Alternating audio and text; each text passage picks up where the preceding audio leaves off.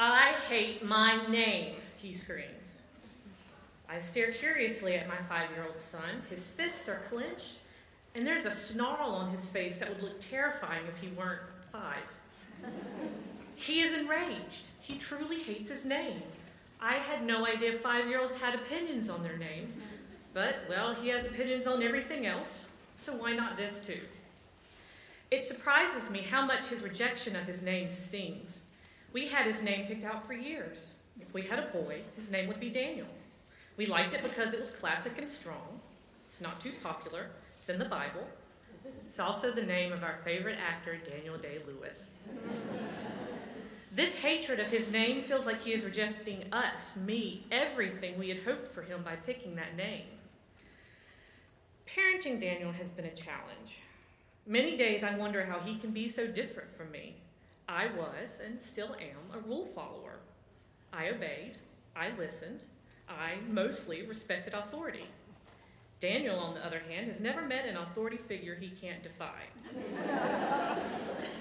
Learning to walk was only a means to an end to running for Daniel, and he hasn't stopped moving yet. Meanwhile, I joke that I might be compelled to run only if there were zombies behind me. There's so much activity and noise in my house that I feel like we are constantly begging him to slow down, be quiet, calm down, don't run, don't interrupt, just shh for a second. There are other differences. My path through school was easy. I sat quietly, did my work, asked questions, and lived in fear of getting in trouble. Daniel's path has been checkered. Sometimes I feel like I can mark time in his short life by the detritus of the places we have left. The adorable blue bag with the white bunny on it from his time in a young twos preschool class at a local church. Nothing like walking in to pick up your child and seeing him deliberately set apart from his classmates because he was going through a hitting phase. The shin guards and blue socks from our attempt at soccer at age 3. The grass and orange cones were more interesting to him than learning to play. But the final straw came during the team photo when the photographer yelled that Daniel needed Ritalin because he wouldn't sit still for the picture. The white polos and navy pants from the private pre-K he attended last year. Who knew that sitting quietly in circle time is a predictor of success? It was a task my child failed dismally despite knowing his letters, numbers, and days of the week. The comments I received, and still receive, and not meant as compliments about how much energy he has, the accusation that he is a horrible child with terrible parents. The remarks about how a good whooping would fix everything. The frustration I feel when he won't listen, and the resulting embarrassment for me when he does things like forget to close the door to the bathroom at the martial arts studio, resulting in the entire room watching my son pee thanks to the mirrors along the wall. He's very bright. He is funny. He is very sensitive and has a sweet soul. I worry for him daily and about how hard it is if your path is not the easy, straight path of whatever mainstream is.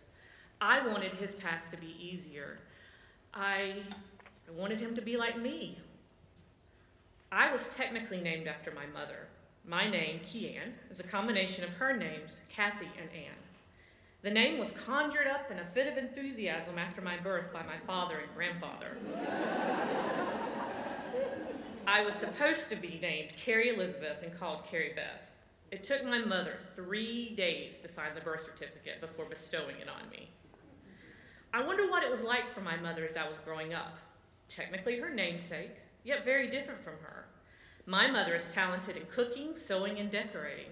Her nickname is the Martha Stewart of Moxville, for heaven's sake. She can sew anything from clothes to cross-stitch. For my wedding, she made my bridesmaid dresses and embroidered ornaments for favors. I, on the other hand, gave up cross-stitch after 5 minutes in a snarled mess of thread. The apron made in a youth 4-H sewing class only barely resembled an apron. And we won't talk about the trapezoidal quilt square I contributed for a college musical on quilting. I don't have her patience. I don't have her flair for design and ability to make things look good. Her Christmas presents are work of art, whereas mine look like a toddler wrapped them. Her tablescapes and decorations are festive and elegant. I can barely use a napkin ring. I rejected foods that were staples in her family for generations. I moved away while her sister's children and grandchildren stayed close. Sometimes I wonder that if she regrets that I'm not more like her, if she ever wonders what having a Carrie Beth might have been like. The bottom line is that you can't choose what your children will be like. Your children will be who they are meant to be, despite names and fervent wishes and hopes.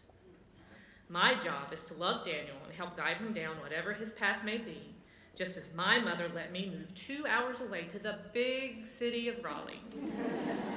And I'm sure my own barking and licking phase as a child was baffling and embarrassing for her.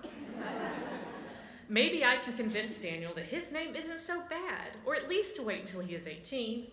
If he chooses to do so, hopefully his choice will have moved on from Big Dump Truck, the current favorite.